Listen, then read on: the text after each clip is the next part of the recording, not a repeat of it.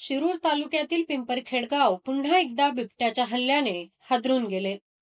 रविवारी दुपारी घराबाहेर खेळणाऱ्या 13 वर्षीय रोहन विलास बोंबे या मुलावर बिबट्याने अचानक झडप घातली.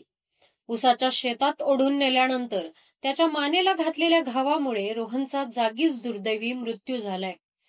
या घटनेनंतर त्याच्या कुटुंबियांनी आणि शेजाऱ्यांनी मोठा आक्रोश केला. ग्रामस्थांनी वनविभागाच्या गस्ती वाहनाची मोडतोड करत त्याला जाळून टाकलं. तसेच तीव्र संताप व्यक्त करत पुणे नाशिक महामार्ग देखील रोखून धरला. केवळ 15 दिवसात हा तिसरा बळी गेल्याने परिसरात भीतीचं आणि तणावाचं वातावरण आहे. याआधी 2 लहान मुलांसह एका महिलेचाही बिबट्याने जीव घेतला होता.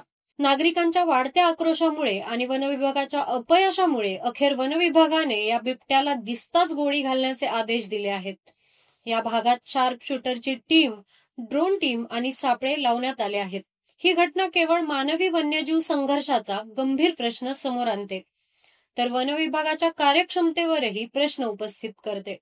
ग्रामस्थांच्या सुरक्षिततेसाठी आणि पशुमानव संघर्षावर तोडगा काढण्यासाठी आता कठोर पावलं उचलण्याची गरज आहे. अशाच नवीन आणि ताज्या घडामोडी पाहण्यासाठी बघत रहा न्यूज डॉट्स.